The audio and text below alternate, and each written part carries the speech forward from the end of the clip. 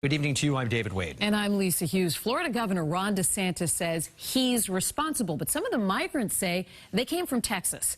Chris Tanaka is with us live in studio now. And Chris, we do know they are spending the night at a church. Correct, Lisa. The migrants have shelter after being given food and water. Now, the initial call came into the sheriff's office around 3 p.m. That's when the entire community rallied to meet the moment. However bizarre and abrupt it was. Martha's Vineyard Community Services had to literally walk up to their front door. For unsuspecting residents of Martha's Vineyard, that's when tonight's calamity began.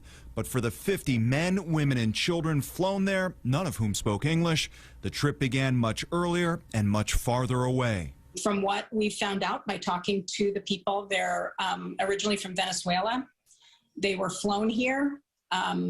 We're not sure what plane brought them here or how they got on a plane to here. They did tell us they came from Texas. There was no welcoming party, so the group wandered some 3.5 miles to Martha's Vineyard Community Services in Edgartown. Immigrants who were told that they would be greeted here with a place to stay and with jobs. We're trying to coordinate to help all of you.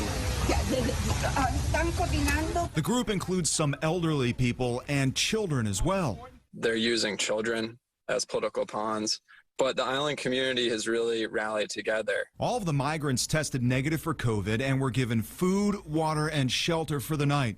A harrowing journey made somewhat better by a community that stepped up in a moment of need. We have volunteers from the fire department, police departments. St. Andrews, jumped in to offer space. And the hospital has sent people over. The high school sent people who spoke Spanish to help translate. It's literally all hands on deck of the community. Really beautiful to see the community all coming together to try to help.